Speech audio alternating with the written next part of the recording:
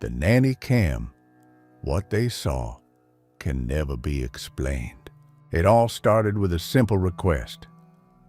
Can you babysit for just one night? Mariana, unemployed for a few months, saw it as a quick way to earn some cash.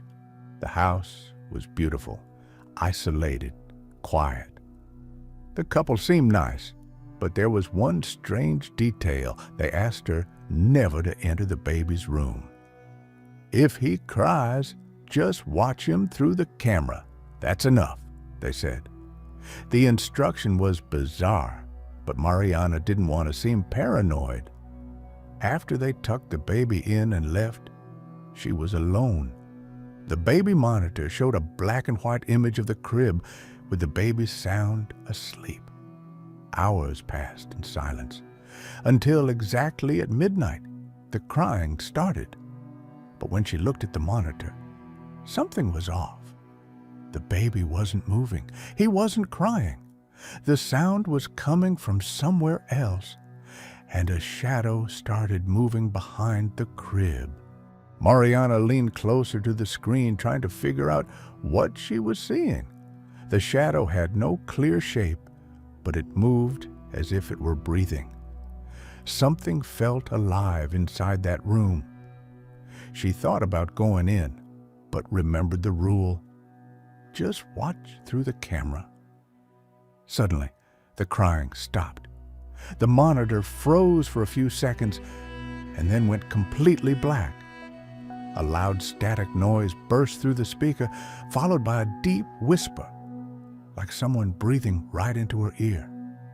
Mariana shut off the monitor and, unable to resist, ran to the baby's room. When she opened the door, it was too quiet. The baby was asleep, but the room was cold, much colder than the rest of the house.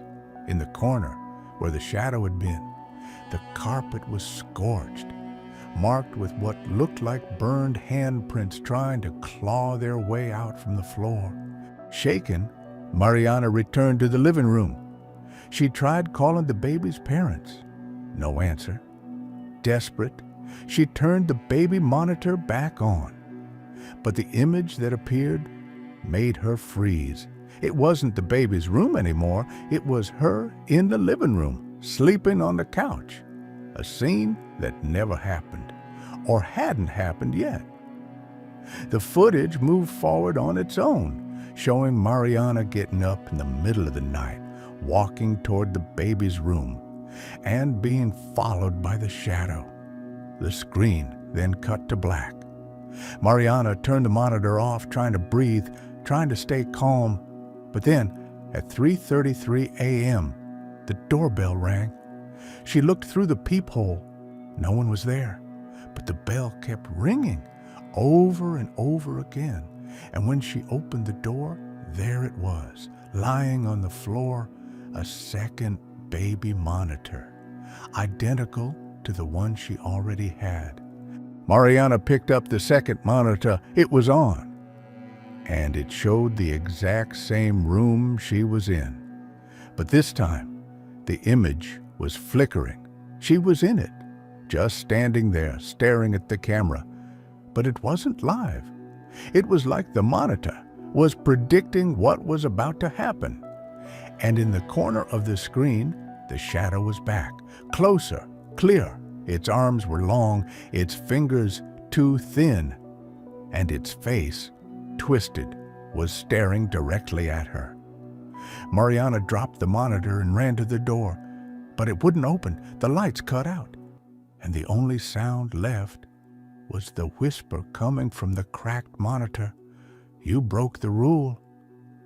When the parents came home hours later, the house was silent. The baby was asleep, but Mariana was gone.